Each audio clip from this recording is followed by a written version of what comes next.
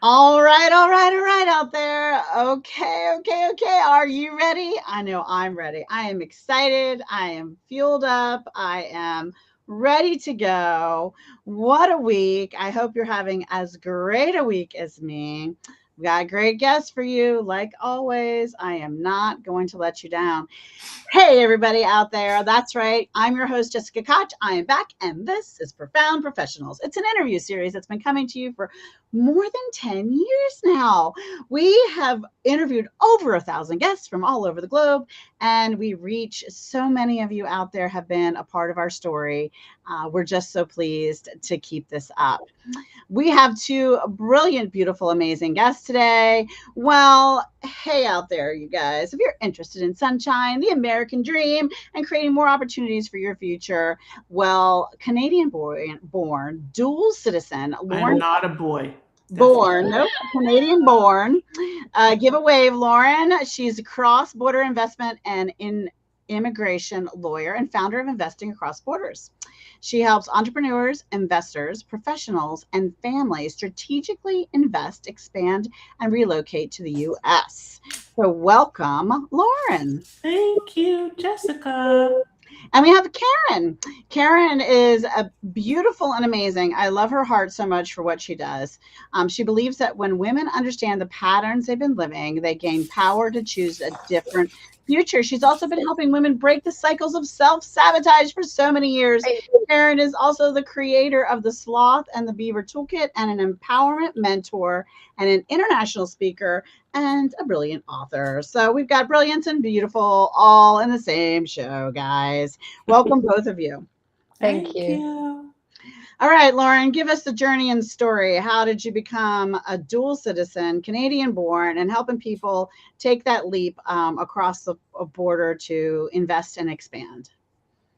Well, Jessica, we have known each other for some time. And actually, Jessica's team has helped me from time to time. So I am from Toronto. I moved to South Florida 25 years ago. It's a crazy thing. And I never looked back. But I really didn't come to be an immigration lawyer. I had no idea I was going to be an immigration lawyer. And Mm. Jessica probably remembers this crazy story that you can't make up, which is my ex husband was deported on the return trip from our honeymoon. You Mhm. cannot make that up. And Mm-mm. if not for that happening, I would not do what I do today because I was determined to help others avoid a similar fate. So I Mm. am a duly licensed lawyer, I'm a realtor, I'm an author, all these fun things. But most importantly, I've lived it and I've really lived it. And I've taken the journey. I became a dual citizen when my son was 2. He Mm. was born in the US, and I've been here ever since. And now I help Canadians, Brits, and all kinds of others come to America and find peace and prosperity in the sunshine and land of opportunity. I love that. So when a client comes to you, they're thinking, okay, we want to permanently relocate to live. We just want to have an investment property. What's kind of going on in their mind when they come to reach out to you? So it's an interesting question that has a lot of different answers.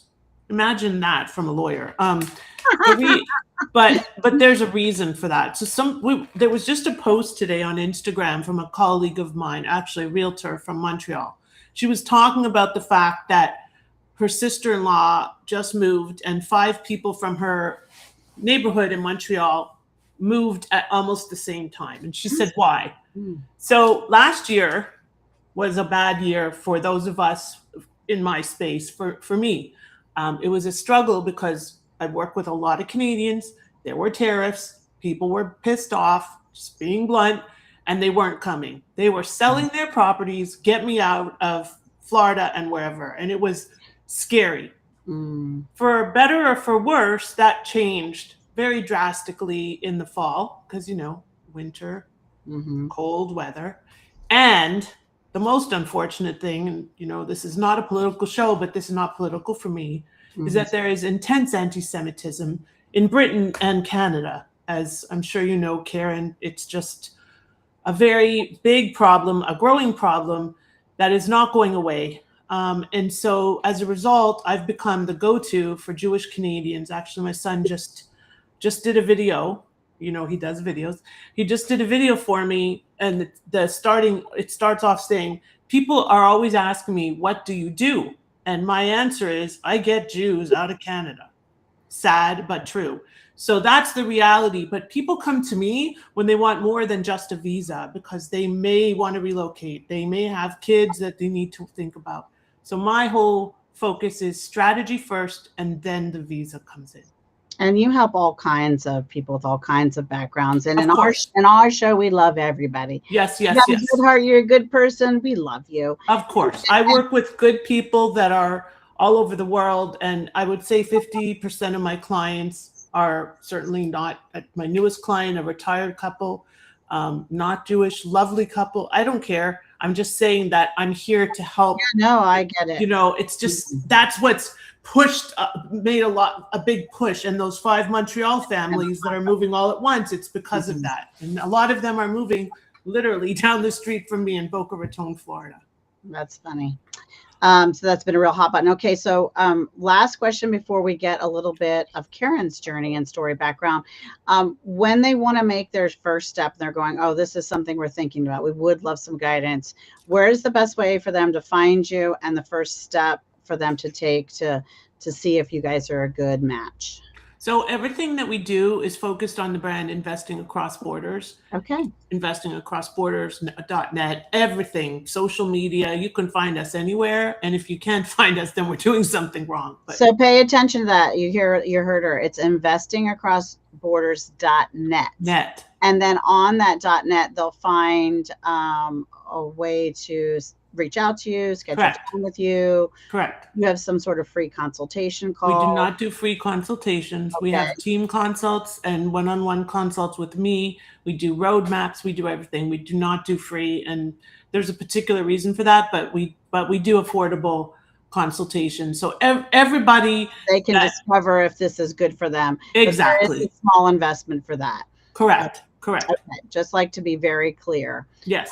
Thank you. We will be back to you to get some tips on this topic as soon as we hear a little bit about Karen and her journey and story, and how you began helping people just step away from standing in their own way. Okay, well, I stood in my own way for most of my life. It wasn't until an actual nervous breakdown when I was 64 did I realize that actually I was responsible for my own actions. Mm-hmm. And in going through that nervous breakdown, it forced me to review everything that happened in my life. And that included childhood trauma, parents that couldn't tell me they loved me or hugged me, the fact that I married 2 abusive men and had lots of illnesses. Basically, it was a case of sitting down and just looking at what I'd done with my life. And in that process, I realized that basically I had to make the changes. I didn't have the money to go to anyone. I didn't have enough friends to say to them, could they help me out? Because I appreciated they were all busy. So it was a case of just spending 3 months crying and then 18 months literally just asking myself lots and lots of questions. Why did I do this? Why was this happening to me at that time? And it's amazing what came out of it. And it changed me totally. If you had seen me prior to the breakdown, you wouldn't believe I was the same person. Well, you definitely have a lovely, joyful glow. And I love the two of you, how really we do design our own universe, right? We decide where do we want to live, what kind of culture and community we want to have, what kind of life do we want to have, and part of that for me is the same. Like, we already have plans in place, and we're looking at a couple of locations. We may spend a few years in Belize, some in Greece. We're waiting for one of our daughters to graduate high school, and then we're beginning to map out, okay, what has to be done and what do we have to have in place so that in 3 years we're making that step and getting on that plane and going where we want to go. And I think that's what you're talking about too, Karen, is really asking yourself, what kind of lifestyle do we want to have, and how do we want to live, and what do we want to do with our time, and where do we want to be? So if someone's really struggling and suffering right now with where they are at the moment and feeling a little lost, what is the first step for them to find you and to reach out to you, Karen? Well, I would suggest the first step is to pause. Mm, When you pause, you actually start to give yourself a chance to hear what you really want to do. mhm, And you can find me through my own website of karenbashford.com. You can mhm, also find me through the slothourbeaver.com. And mhm. you'll find me on LinkedIn a lot. So, LinkedIn a lot. yeah, Yeah, you are on LinkedIn a lot, and you have a beautiful shorter haircut that I love. Timed up from date that profile picture because I almost didn't recognize you. You're lovely. I love the hair. It thank looks you. great. All right. Well, you gave us one tip already to pause. I'm going to come back to you for another one in a second. I'd Mhm. love Lauren for us to specifically give us a tip or something we can do today that'll make our lives better or will help us in thoughts of transition based on what you do. Well, it's not based on what I do, but I think I got to get my hair cut because there's a lot of hair. And I used to wear it that short because I used to teach swimming when I grew up in Canada. So you don't want to have to blow your, I have very thick hair. You don't want to have to blow your hair dry every time. Tip. So look, my tip is really universal, and I've been sharing this tip for some time. If there is a way to automate, simplify Mhm. your life, be more efficient, do it. So when you need something, I'm all about like Amazon, Instacart, Uber Eats. Okay, yes, I mean it's instant gratification, and of course my son is like, well, why can't I order? But the reality is that sometimes it's just not worth going to the grocery store because it's like a cleaning woman, a cleaning person. I can clean toilets, but is that the best use of my time? So the tip is, if there is a way to make your life easier by using some sort of resource, chat GPT, right, Jessica? Mhm. Amazon, anything, AI, use it. Don't be afraid of it. You have to embrace it if you're going to be successful. I love that. And there are all kinds of great ways. And there are some very wonderful women entrepreneurs that own very successful cleaning companies that are outstanding, and they are worth their weight in gold and Mhm. more brilliant than me, and some much more educated than me. So, yeah, I'm all for getting help in whatever we need, whether it's lawn care or my girlfriend told me about this app. Maybe I'm saying it wrong. It's too good to go, and it's like Oh, restaurants that are, they don't want the food to go bad, or bakeries to go bad, so they give a wicked good deal, when it's still good. And I mean, I think their family ate for 4 days on less than $20, and they got it for that's brilliant. everything was all pre-made instead of throwing it out, right? Because even the laws sometimes keep them from donating to the homeless Yeah. shelters and stuff. They're Oh, I getting in love the that. way, and so instead of throwing it in a dumpster, they have this great deal, and you just kind of get whatever they have, but it's wicked cheap. You couldn't even grocery shop for it, right? It's already cooked. Yeah, especially something like soup, like that kind of thing. Yeah, for sure. And if Mhm. you get it and then you can't eat it that day, you could freeze it, right? And you could have Right. it later. So I Hmm. think that's lovely. All right, Karen, we need another tip. First tip already was pause. I heard that. I paid attention. But you have a specific tip for us?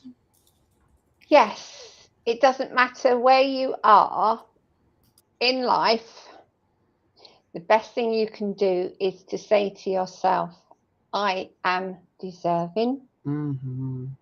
because more often than not, we dismiss ourselves. That's true. I would compliment that with Missed what? What was the last word? we We dismiss. dismiss Dis- ourselves. Hmm. And I would complement that with be open to receive, because when you're not, you take away someone else's gift to give. And it feels fantastic to be in Mm, a position to support and help someone. So let someone help you if you're in that, and your turn to give will come, right? mm, We all need to give a little, and we all need to allow ourselves to receive, I believe. All right. A nonprofit cause. This is something we've started from very show number one. It's designed to inspire someone out there to think for a minute, to give time, treasure, or talent to a cause that, oh yeah, I love this cause. I just haven't called them in a while because life gets busy.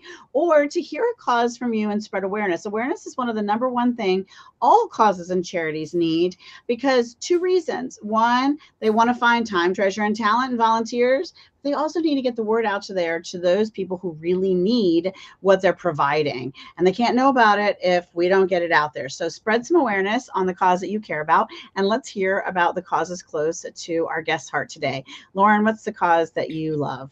Well, I don't want to be uniform or single-minded, so I'm going to share. I think that the ALS Association would be sadly near and dear to my heart. I lost my dad to ALS, so that is a very underserved community. It's a very underfunded.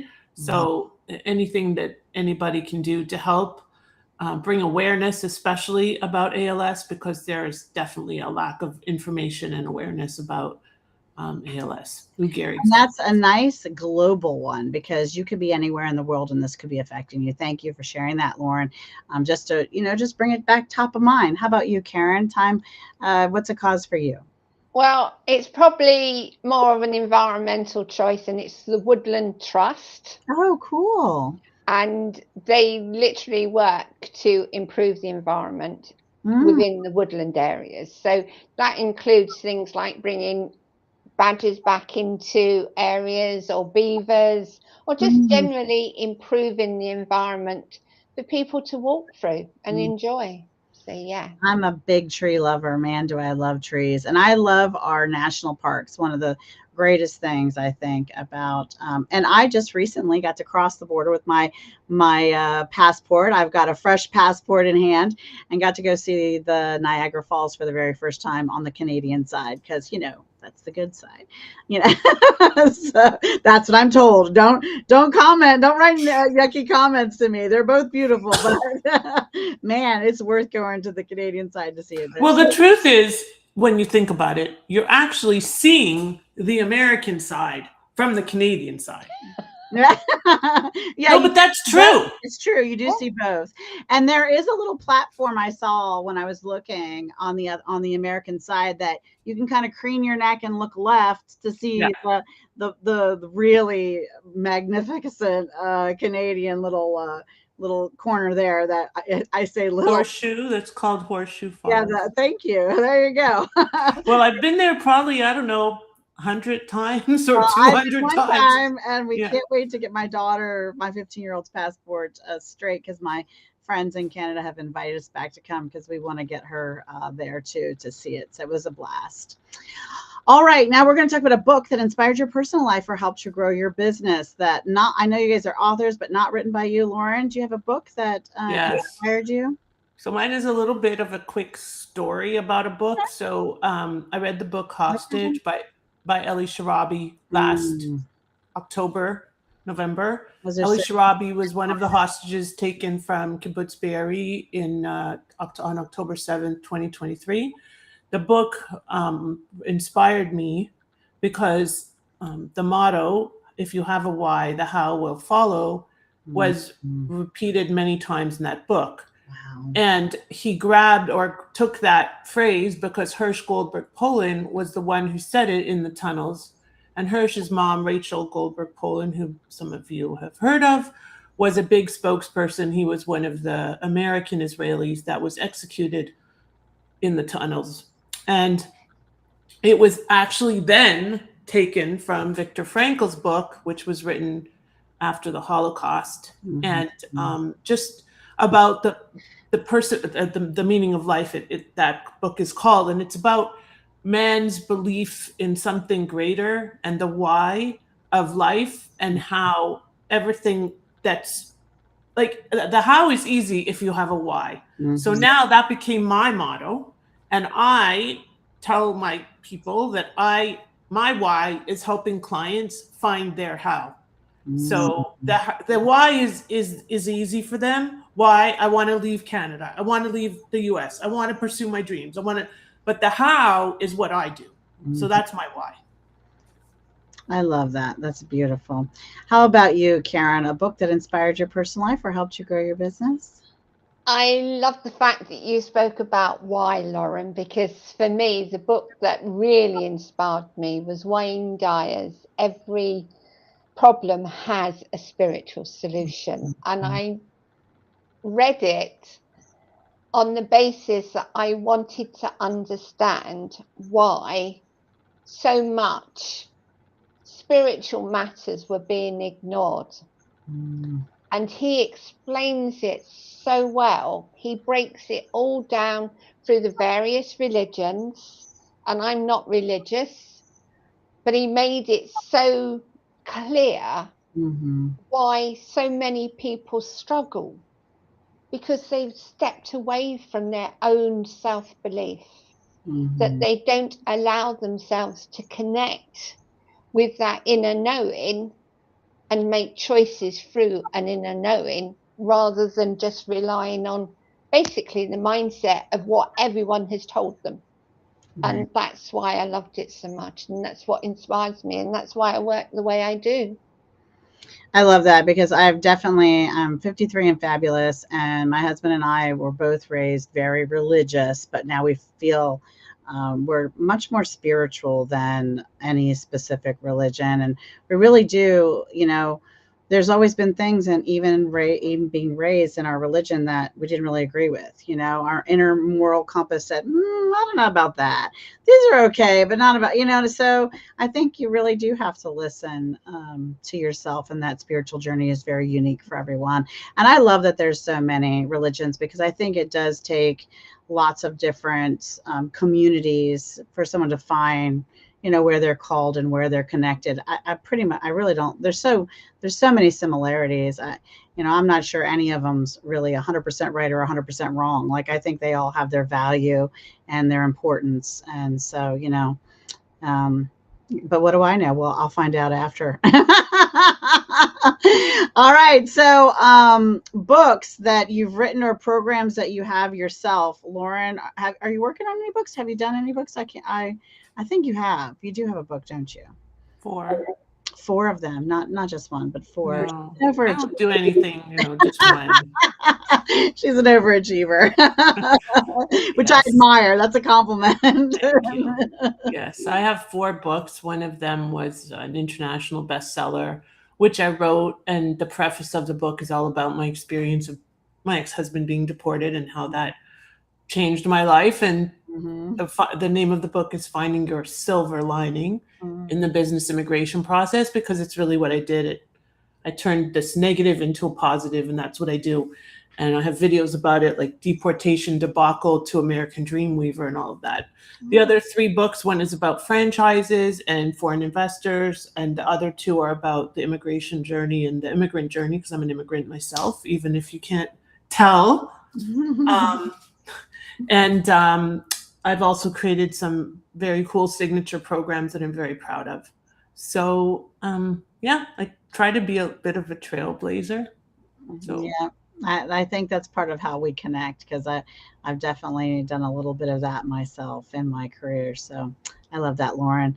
Karen, I know you're an author as well. How many books you have under your belt there? I've probably got 5 now, but I co-authored. Sure, you'll have to one-up me. You just have to. Sorry about that. Oh my gosh! Now I'm feeling a little pressure here.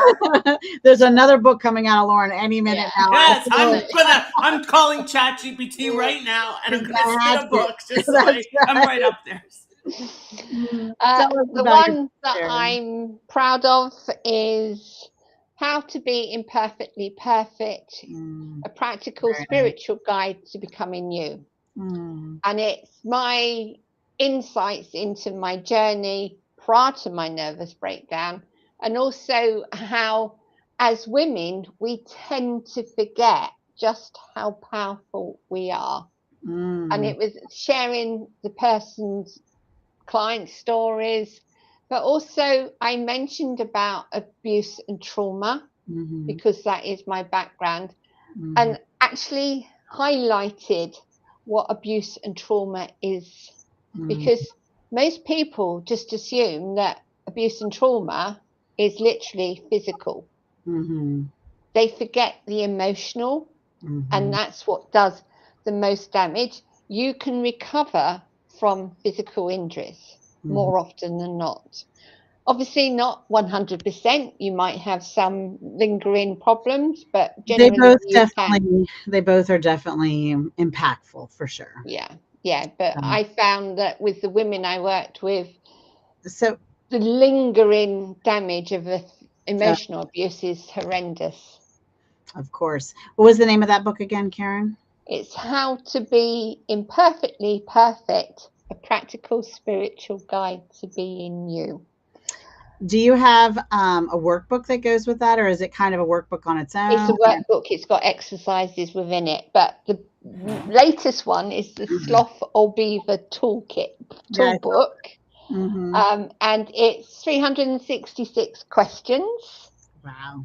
That you can just flip through the book and you just stop at a page, you have some questions, you reflect, and then you journal. And if you keep a journal, you can see your own progress through how you're improving your life through the questions. That's awesome. I bet that would be a fantastic like women's book club book to work through together. So all you book club organizers out there, make sure you grab it. And Lauren, what was the name of your most favorite book again? It's not my most, definitely not my most favorite. It was just the one that had the biggest impact on me. Hostage, it's called. No, I meant the one you wrote. Oh, sorry. Finding your silver lining in the business immigration process. So for people that are looking to expand or grow or invest across borders, it's a great summary of everything you need on Amazon. Well, and that would be a great tool for, there's a lot of like what I've noticed, and I think it's beautiful when the communities come over, like in our area, for example, there's a community that gets together in one of the churches that's all the different families from the Philippines that have come. And, so having a book like that as a resource, to talk about other families and people they want to bring with them, and having that resource and that kind of guide would be a fantastic tool for those communities as well. I love that. This has been a blast, ladies. I think I've really enjoyed having you both on the show. I hope you've had as much fun as I have. Yes, thank you. Enjoyable. That's good. All right. If you're out there and you're thinking, wait, I could help improve someone's personal life, I have things to help them grow their business, I need to be on this show, we'll reach out to us and our team, and we'll tell you just how to get booked on Profound Professionals so that you might be smiling back at me in the next one. But before we close out, I always like to ask our guests to give us a final thought, some information or inspiration as we close today. What do you have for us, Lauren? Well, Jessica, I hope again that this is okay, but you mentioned something about the Filipino people going to a group in your church. And it's very interesting because what I do and what I see has inspired me to create something called the Jewish Community Collective. And I'm sorry, but it's a theme. And the reason that I created this was to help people, especially Canadian displaced Jews. The tagline is a sense of place for displaced Jews. It will be a nonprofit. And I created it because, unlike Filipinos or South Americans or Brits or South Africans, Canadians, Americans think Canadians are just like them, and we're not. So I wanted to create a way for them to keep some of their Canadian Jewish culture when they make the move. So that's what I'll leave, and I'm going to build it in South Florida and replicate it in other communities where there are a lot of Canadian Jews that are displaced and moving too. Well, I think one of the beautiful things about our country and the melting pot is also, blending as a country and diversity, but also having those, in New York, it did it naturally, right? There was little pockets of Irish community, little Hmm. pockets of people from, Italy, and our family would have been in the Italian crowd, and there's nothing wrong with having that sense of community based on background or culture or history or historically where your lineage comes from, even when we are this beautiful melting pot of everyone. So I think it's lovely when all the different, and what's nice is the reason I know about it is they have like an open house where they invite everyone from the church into their little community gathering, Yeah. and they share food and they tell us Nice. about their culture, and we get to learn about them. Hmm. I just think that's really fascinating, and we have appreciation for each other and respect for each other. So I think Of that's a course. beautiful thing. How about a final thought from you, Karen? Some information or inspiration as we go? Okay, so for me, my age was relevant. 64, a nervous breakdown that changed my life. So I would say to any woman, no matter how old you are, Mhm. you can be you. And based on that, I have now created, or in the process of creating, the Being You Circle for women to come together online and sometimes in person, depending how we can work it, to actually get to understand that they can be themselves and they can get the support within that community of being you. So that's my last words on self-sabotage and living your life as you. All right. Well, you heard it here, ladies and gents. We had two amazing guests. We had Lauren and Karen. I hope you reach out to them, check out their websites, go and find them, and see how you can hang out. That's a wrap, everybody. I'm Jessica Koch, your host of Profound Professionals. And until next time, choose joy, I hope, and be kind to yourself and be kind to each other out there. Bye, everybody. Thank you. Bye. Thank you.